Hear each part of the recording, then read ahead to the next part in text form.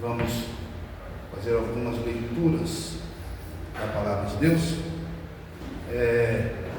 Quero dar uma saidinha, não sei se o pastor já comentou a respeito dos visitantes, não? Sejam bem-vindos, tá? Sejam bem-vindos. Eu vejo aqui alguns rostos que estavam em férias, né? Glória a Deus, sejam bem-vindos. Queridos, vamos abrir as nossas Bíblias. Primeira Epístola de João, primeira carta de João, no capítulo 1.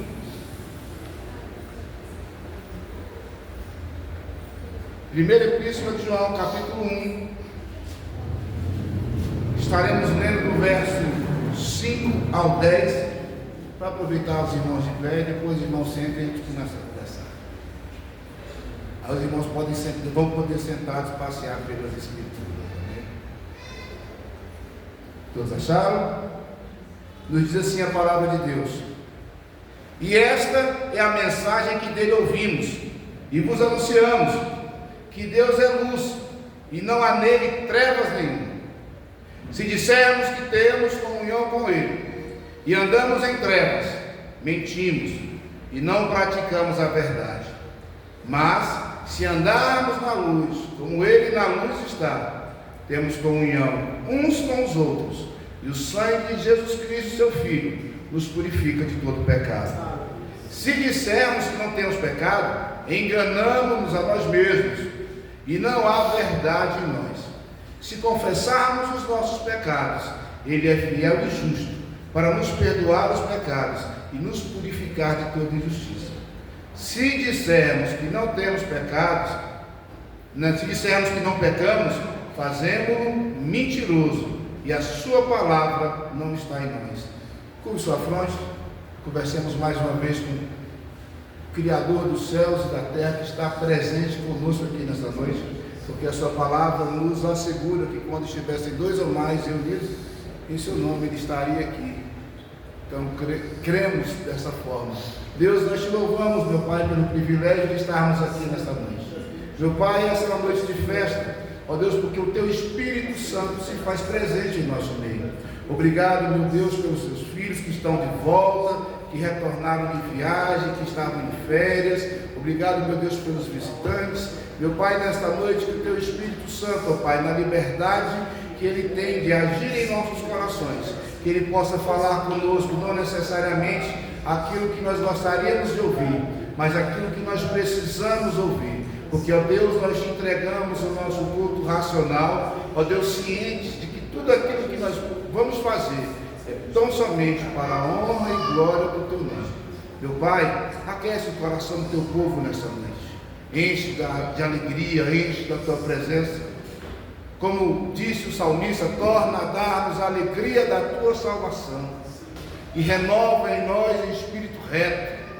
Ó Deus, o teu Espírito Santo, ó Deus, fala aos nossos corações, é o que eu te peço em nome de Jesus. Amém? Os irmãos podem se assentar?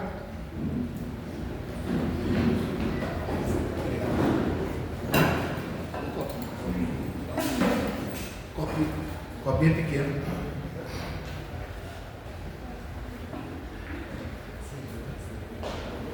Queridos, no domingo passado nós começamos a falar a respeito de um tema que é comprometendo-se com Deus. Início do ano, traçamos muitas metas, não é?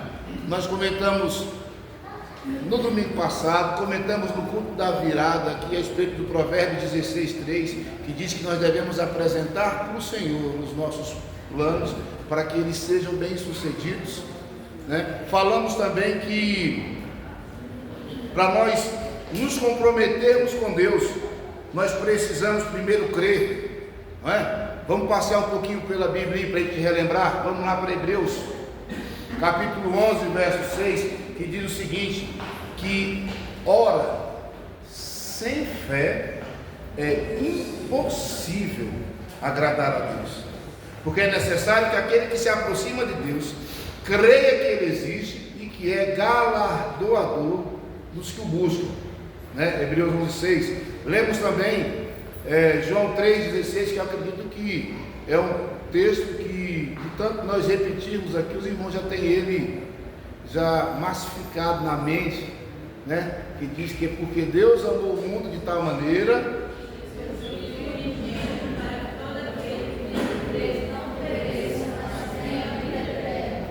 Então, é necessário crer, né?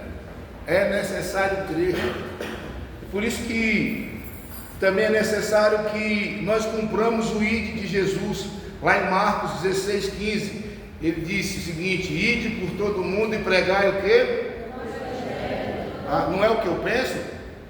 Não é o que eu acho? Não, é o Evangelho para toda criatura. Amém?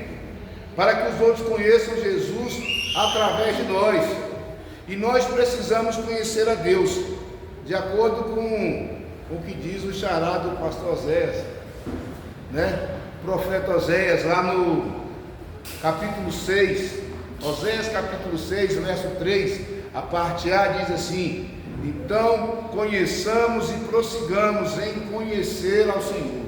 Nós precisamos conhecer ao Senhor, para não nos pegarmos cometendo um erro que é praticado há muito tempo, não é só de agora não. Se fosse um erro atual, não estaria registrado nas Escrituras. Lá em Mateus, no capítulo 22, no verso 29, a fala de Jesus da seguinte maneira: Jesus, porém, respondendo, lhes disse, errais, não conhecendo as Escrituras e nem o poder de Deus. Que possamos entender que para nos comprometermos com Deus, primeiro precisamos crer e depois conhecê-lo, para que conhecendo nós possamos amá-lo, e amando cumpramos a sua vontade.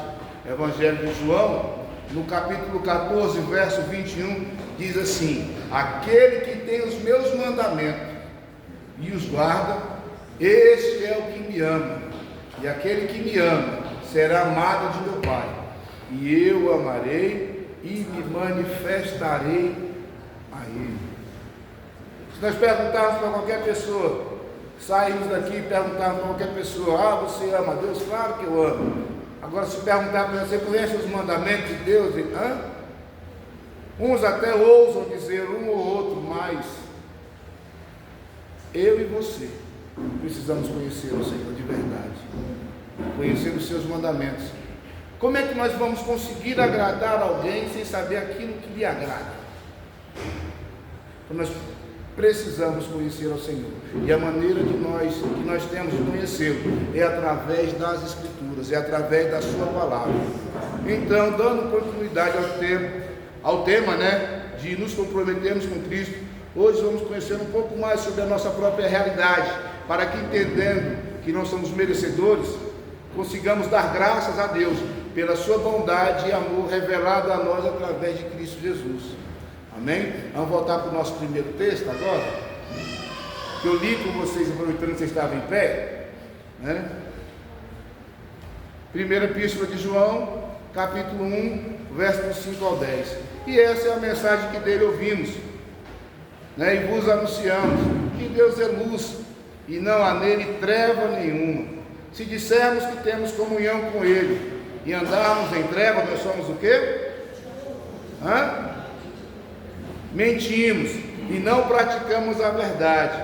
Mas se andarmos na luz, como Ele na luz está, temos comunhão uns com os outros. E o sangue de Jesus Cristo, seu Filho, nos purifica de todo pecado. Se dissermos que não temos pecado, enganamos-nos a nós mesmos, e não há verdade em nós.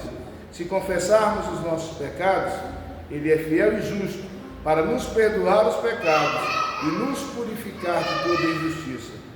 Se dissermos que não pecamos, fazemos-lo mentiroso, e a sua palavra não está em nós. Queridos, durante muito tempo,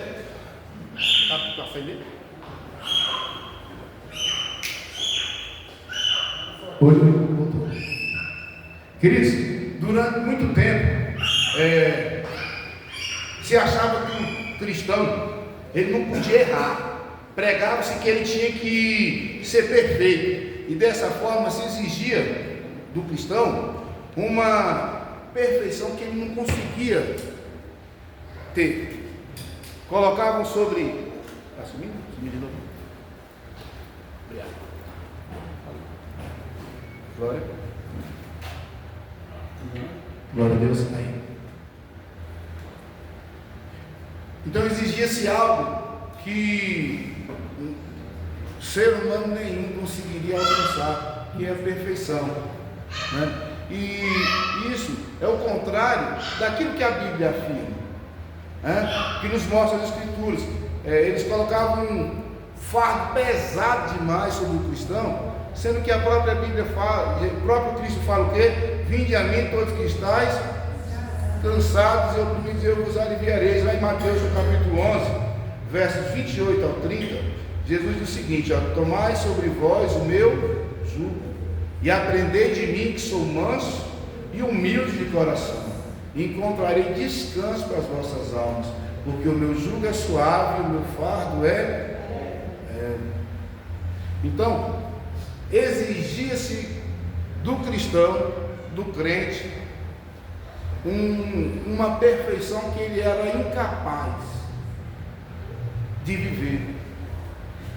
E como toda moeda tem dois lados, dessa forma, ele acabava sendo uma pessoa na frente de uns e outra pessoa na frente dos outros, porque não dava conta de ser perfeitão. Eu me recordo, na minha juventude, né, alguns anos, né, de ouvir testemunhos de crianças que falavam assim, né, a pessoa até brincava com isso, falava assim: mamãe, eu queria que o papai fosse sempre que nem na igreja, porque na igreja ele é tão legal. Eu chegava em casa, o cara se transformava, né? Se exigia uma perfeição que era impossível as pessoas viverem, e elas tentavam demonstrar essa perfeição, mas o que a Bíblia fala para a gente não é isso. Quando vamos encontrar em momento algum a Bíblia, Cristo falando, Deus falando para a gente: sedes perfeitos porque eu sou perfeito. Não, ele diz para ser santo. Santo para a gente é sermos separados, né? Como a moeda, né, esse período teve dois lados.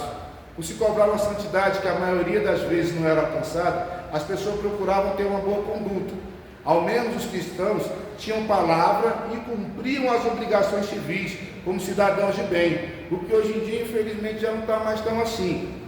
Se a gente lembra, há uns 20 anos atrás, bom, acho que uns 30, né? Estava comentando com o pastor Azés que eu encontrei essa ministração minha em 2017. Como a palavra de Deus ela não muda, né? Ela permanece mesmo, mas quando eu ministrei isso aqui em 2017, dizia que há 20 anos, vamos botar uns 30 agora. Há uns 30 anos atrás, bastava você dizer que era crente. Você estava arrochado, né? Você ia na mercearia perto da sua casa e comprava fiado. A pessoa confiava em você, porque ele sabia que você, o crente, iria pagar. Como que é hoje, gente? 30 anos depois. Ou seja, exigia-se uma perfeição que as pessoas não conseguiam cumprir, mas ao menos elas tentavam cumprir com as suas obrigações civis, vamos colocar assim. Hoje em dia nem isso, né? No texto que lemos, João declara que Deus é luz e não há nele treva nenhuma, e prossegue dizendo que quem está em Deus tem que estar na luz, fazendo as coisas certas, fazendo o que é direito, fazendo o que é correto, né? Ele diz o seguinte, vamos abrir um parênteses aqui. Ele diz: se nós dizemos que estamos em Deus, né, que temos comunhão com Deus e andamos em trevas, né, compactuados, atrelados, envolvidos com coisas erradas, nós somos mentirosos e a palavra de Deus não está em nós. Acredito que nós tenhamos nos perdido pelo caminho e que precisamos regressar ao Evangelho puro e simples de Cristo Jesus, porque nos esquecemos de amar ao próximo. A gente esqueceu de amar o próximo como a nós mesmos. Vocês querem ver, ó? Se hoje, né, a gente amasse o próximo de verdade, não só de boca para fora, mas com atitudes, e se você precisasse ir lá na pessoa comprar, fiado, a pessoa iria te vender, porque ela ia confiar em você, ela ia te amar, né? E você iria pagar depois, porque você ia ser agradecido, porque aquela pessoa te ajudou no momento de dificuldade. Então a gente começou deixando de amar o próximo. Eu vi há algum tempo atrás, falando sobre a língua portuguesa, que alguém dizia que a palavra de Deus diz que dizia que Cristo mandou que nós nos amássemos uns aos outros, mas aí alguém entendeu errado e achou que era para que nós nos amassássemos, né? E hoje em dia as pessoas têm deixado de amar o próximo. Certa feita, Jesus sendo interrogado pelos fariseus que queriam provar, perguntaram para ele qual seria o grande mandamento. E Jesus respondeu, abre lá em Mateus 22, verso 37 ao 40.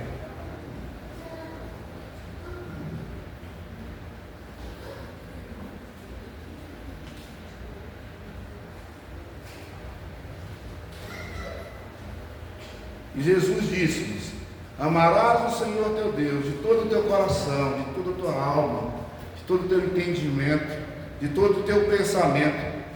Este é o primeiro e grande mandamento. E o segundo, semelhante a este, é: amarás o teu próximo como a ti mesmo. Desses dois mandamentos dependem toda a lei e os profetas. Observem que aqui Jesus faz um resumão dos dois mandamentos e ele simplifica tudo em dois. O primeiro é: amarás o Senhor teu Deus de todo o teu coração, de toda a tua alma, de todo o teu entendimento, né? E o segundo é semelhante a esse: amarás o teu próximo. Porque se você ama o teu próximo, os demais mandamentos serão cumpridos. Você não vai roubar o teu próximo, você não vai matar o teu próximo, você não vai desejar as coisas do teu próximo, você não vai querer a mulher do teu amigo. Consequentemente, por amar o teu próximo, você vai até se alegrar com a alegria dele. Hoje nós temos dito que amamos a Deus e esquecemos de estender a nossa mão ao próximo, porque muitas das vezes o nosso próximo, ele é aquele nosso vizinho que não é tão legal, né? Nosso vizinho chato, ou é aquela colega enjoada da escola, ou do trabalho, qualquer outra pessoa que não seja nós mesmos. Nós temos nos tornado tão egoístas, né? Preocupados somente com o nosso bel prazer, por acharmos assim, né? Queremos fazer de Deus o nosso empregado, achando que Ele tem a obrigação de fazer algo por nós, porque a gente é legal, a gente é bonzinho, a gente merece. Quando na verdade, quando nós olhamos para as Escrituras e vemos a igreja primitiva, eles, ao contrário de nós, eles vendiam tudo, né? E davam para que tivessem tudo em comum. Hoje em dia, nós, quando vemos as mídias televisivas, né, ou as pregações atuais, elas dizem que nós temos que comer o melhor dessa terra, porque nós somos os filhinhos mimados de Deus. Teve gente que falou aí que nós somos até o ponto fraco de Deus. Gente, que absurdo. Desculpa a franqueza, mas não desce, isso não desce, queridos. Nós não somos filhinhos queridos, somos amados, sim. Deus nos ama. Nós lemos em Romanos capítulo 5, né? Mas Deus prova o seu amor para conosco, em que Cristo morreu por nós, sendo nós ainda pecadores. Sim, nós somos amados, mas Cristo não morreu na cruz, não sofreu o que Ele sofreu, não passou a agonia que Ele passou, para que eu e você fôssemos crianças mimadas e para que eu e você tivéssemos uma vida de luxo aqui. Não me interpretem mal, porque não é errado você trabalhar, e ter o seu conforto. O errado é você acreditar que o sacrifício de Cristo na cruz do Calvário é para te conceder isso. Não. Você quer ter uma vida de conforto, de luxo até, estudar, trabalhar, né? Deus vai te abençoar, você vai prosperar, mas isso não tem que ser o objetivo. O teu objetivo primeiro, a Bíblia nos ensina que nosso principal objetivo é o quê? Vai buscar em primeiro lugar o quê? E a sua, que as demais coisas. Voltemos aqui para o texto. Verso 7. Mas se andarmos na luz, como Ele na luz está, temos comunhão uns com os outros, e o sangue de Jesus Cristo, seu Filho, nos purifica de todo pecado. Aí há quem pense assim, agora ficou fácil, né? Porque eu tenho comunhão com alguns irmãos da igreja, eu não gosto daquele, mas aquele lá eu acho legal, então agora ficou fácil. Mas não é bem isso que o texto está dizendo. Nós temos que ter comunhão, na medida do possível, com todos. Olha o que Jesus nos diz, após o conhecido sermão da montanha, lá em Mateus capítulo 5. Mateus capítulo 5, a partir do verso 43. Ouvistes o que foi dito: amarás o teu próximo e odiarás o teu inimigo. Eu, porém, vos digo: amai os vossos inimigos, bendizei os que vos maldizem, fazei bem aos que vos odeiam, orai pelos que vos maltratam e vos perseguem, para que sejais filhos do vosso Pai que está nos céus, porque faz que o seu sol se levante sobre os maus e bons, e a chuva desça sobre os justos e injustos. Pois, se amardes aos que vos amam, que galardão tereis? Não fazem os publicanos também assim? Se saudardes unicamente os vossos irmãos, que fazeis demais? Não fazem os publicanos também assim? Sede vós perfeitos, como perfeito é o vosso Pai que está nos céus. Olha, queridos, perfeito aqui não está exigindo aquela perfeição que eu estava falando lá no começo, não, tá? Ele está dizendo aqui que você tem que amar até aquele que te trata mal. Ele está dizendo aqui para você que você tem que amar até aquele seu colega que te persegue no serviço, até aquela pessoa que inventa coisas a seu respeito, tá bom? É isso que ele está dizendo. Não é aquela perfeição que o pessoal exigia do cristão de não errar, porque nós vamos ver no próprio texto que diz que nós cometemos pecado, diz que nós erramos, mas que nós temos que o quê? Pedir perdão para o Senhor. Vamos continuar aqui. Nós temos a facilidade de esquecer algumas responsabilidades que são nossas. Até mesmo quando oramos o Pai Nosso, nos esquecemos que temos que perdoar para sermos perdoados, e achamos que somos merecedores porque somos legais, e a pessoa que nos feriu, ela não é tão legal assim aos nossos olhos, porque ela nos feriu, não é assim? Mas lá em Mateus, no capítulo 6, na oração do Pai Nosso, diz assim: perdoa as nossas dívidas ou as nossas ofensas, assim como nós perdoamos aos nossos devedores, né? Ou aqueles que nos têm ofendido. Põe-se uma condição aqui, né? Mas se de repente você acha que não ficou tão claro, vamos lá para Mateus 6, vamos lá para o verso 14 e 15.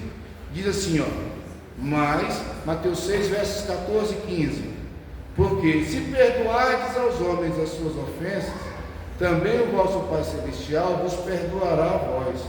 Se, porém, não perdoardes as suas ofensas, também o vosso Pai não vos perdoará as vossas ofensas. Ou seja, é colocado na condição de que nós precisamos perdoar. Perdoar é algo fácil? Não. Ninguém acorda e fala assim: nossa, hoje eu acordei com a vontade de perdoar aquela pessoa que me traiu. de perdoar aquela pessoa que me feriu, de perdoar aquela pessoa que inventou uma calúnia a meu respeito. Ninguém acorda dessa maneira, mas nós precisamos perdoar, porque nós queremos ser perdoados. Então, vendo que nós somos limitados e não conseguimos nem perdoar, porque não é fácil, vamos nos apegar ao Senhor. Evangelho de João, no capítulo 15, Jesus se apresenta como a videira, e lá no verso 5 ele diz: sem mim nada podeis fazer. Então vamos entender que precisamos de Deus, até para cumprir a sua vontade, até para conseguirmos perdoar, até para a gente poder fazer a oração do Pai Nosso, sem que ela se torne para a gente uma sentença de morte. Porque senão como é que eu vou orar? Pai Nosso que está nos céus, santificado seja o teu nome, venha a nós o teu reino, seja feita a tua vontade, como na terra como no céu, o nosso cada dia nos dai hoje. Aí eu vou chegar lá e perdoa as minhas dívidas, não estou perdoado ninguém. Ou então perdoa assim, eu perdoo eu aqui e ele lá. A gente tem que perdoar de verdade. E se a gente não consegue, como na maioria das vezes nós não conseguimos, a gente pode recorrer ao nosso advogado, que é Jesus Cristo. A Bíblia disse que ele intercede ao Pai por nós. E o seu Espírito Santo, que é o selo da promessa, ele intercede ao Pai por nós. Diz que ele sabe nem orar como convém, mas ele intercede por nós com gemidos inexprimíveis. Ele não sabe nem orar como convém, mas nós precisamos de Deus. Amém? Acabamos descobrindo que não é algo tão prazeroso assim, mas é algo que vale a pena. Lá em 1 Coríntios, no capítulo 2, verso 9, diz assim: as coisas que o olho não viu e o ouvido não ouviu, e não subiram ao coração do homem, são as que Deus preparou para aqueles que o amam. Então, quando nós perdoamos, embora não seja algo fácil, vale a pena, porque é isso que Deus tem preparado para aqueles que o amam. Porque aqueles que o amam é que vão se esforçar para perdoar, para amar, para conhecer a vontade dele, para viver a vontade dele, para fazer a vontade dele. Percebemos que o nosso coração tem que estar em Deus, nas coisas que são do alto. Paulo escreveu aos Colossenses, lá no capítulo 3, versos 1 e 2, ele diz o seguinte: portanto, se já ressuscitaste com Cristo, buscai as coisas que são do alto, de cima, onde Cristo está assentado à direita de Deus. Pensai nas coisas que são de cima, e não as que são da terra. E nós teimamos, em achar que é só para cá, nessa terra, que nós temos que nos preocupar. Mas Paulo já nos alerta, lá em 1 Coríntios capítulo 15, verso 19, que se nós esperamos de Cristo somente nessa vida, nós somos os mais miseráveis de todos os homens. Então, nós precisamos buscar em Deus aqui, mas com os nossos olhos fitos no alvo que é Cristo, pensando nas coisas que são lá de cima. Amém? Entendendo que sim, por misericórdia, aqui Deus vai nos cuidar, vai nos guardar, vai nos abençoar. Quando Ele quiser, vai até nos prosperar. Porque Ele não tem obrigação, mas Ele é bom.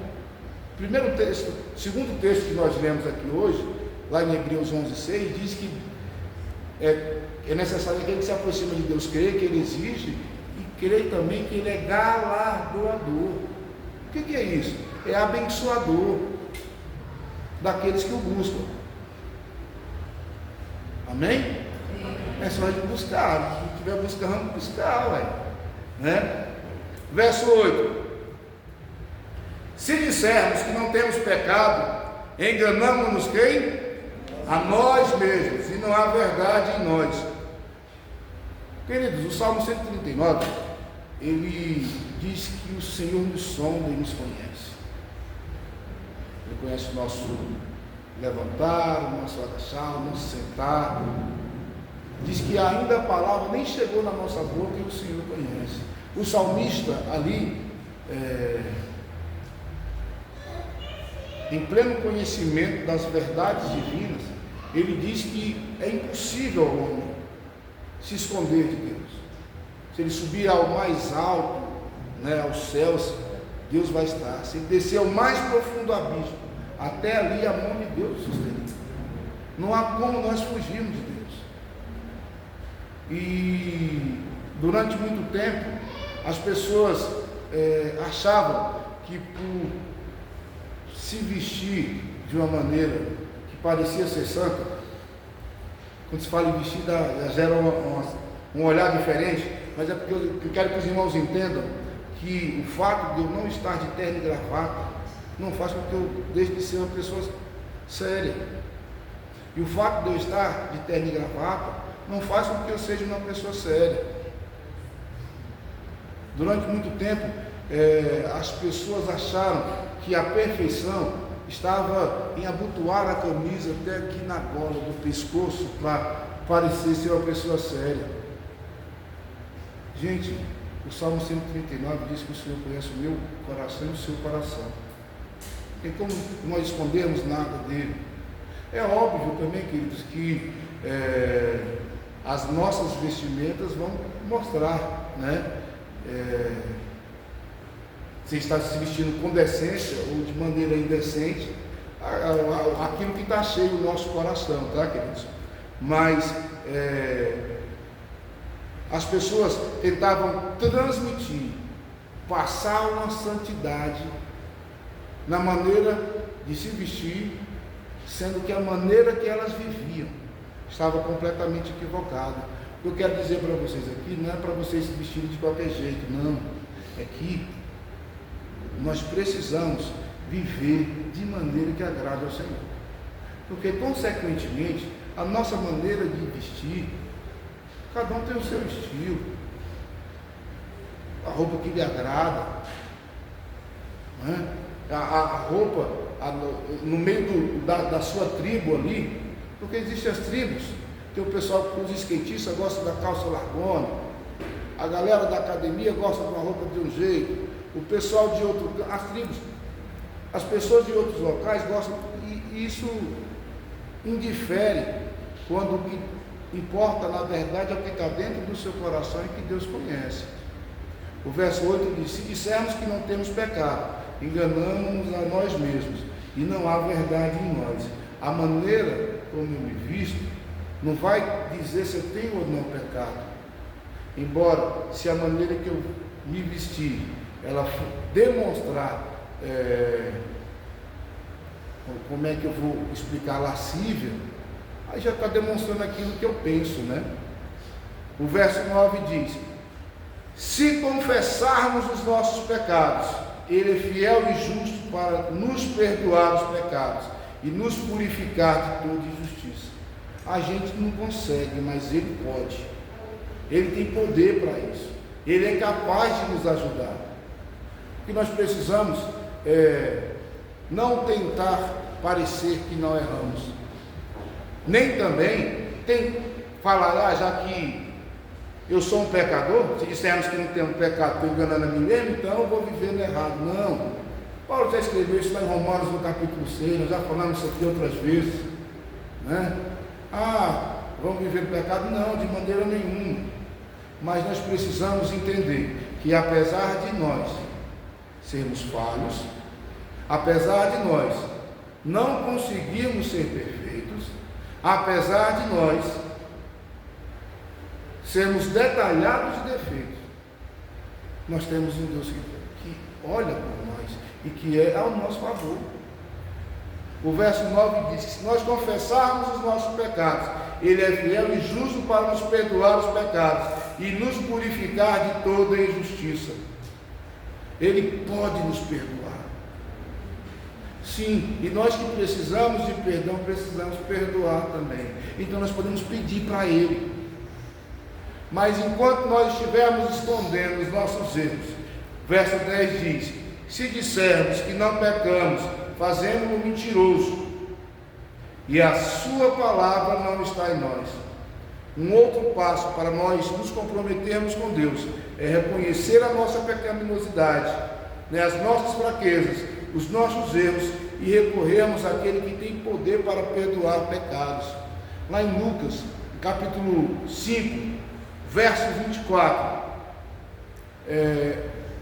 ocorre uma situação interessante.